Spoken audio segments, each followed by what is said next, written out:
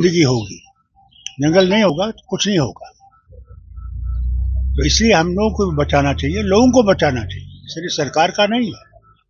जहाँ ऐसी चीज हो रही है वहां आप लोगों को ये देखना चाहिए कि कहाँ हो रहा है, क्यों कर रहे हैं। तो भैया वो गवर्नमेंट ऑफ इंडिया ने यहाँ पे रेफ्यूजीज भेजे हैं, हमने नहीं लाया, उन्होंने यहाँ बसाया है।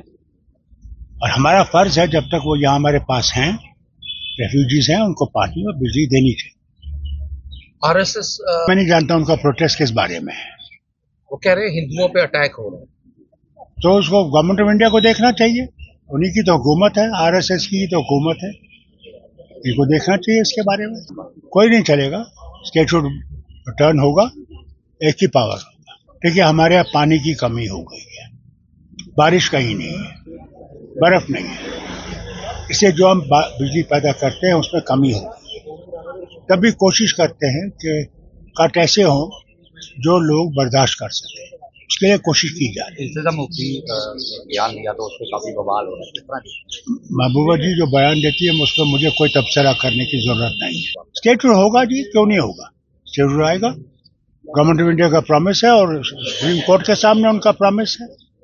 इस इलेक्शन उनका प्रॉमिस है सुप्रीम कोर्ट में, वो हो गया, अब स्टेटहुड है वो भी आ जाएगा। भैया उस पर आज ही सवाल नहीं है, जब से मशीन आई तब से सवाल है।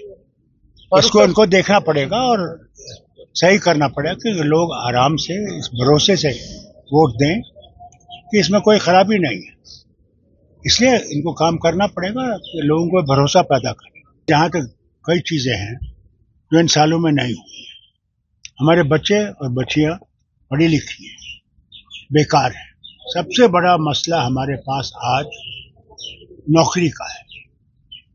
और इसको, और ये नहीं कि हमारे पास जगहें नहीं है, जगहें हैं मगर उनको भरा नहीं गया है। अब यह हुकूमत आ गई है, इस पर आप बहुत जल्दी कोशिश कर रहे हैं कि इन चीज़ों को करें और हमारे बच्चे बच्चियां जो हैं वो काम कर सकें। हमारे अस्पतालों की हालत बहुत खराब है, हमारे स्कूलों की हालत बहुत खराब है। टीचर हैं, तैयार है नौकरी के लिए, मगर टीचर लगाए नहीं जा रहे। स्कूलों कॉलेजेस में इनकी कमी है, अस्पतालों में देखिए डॉक्टरों की कमी, पैरामेडिकल स्टाफ, नर्सों की कमी है।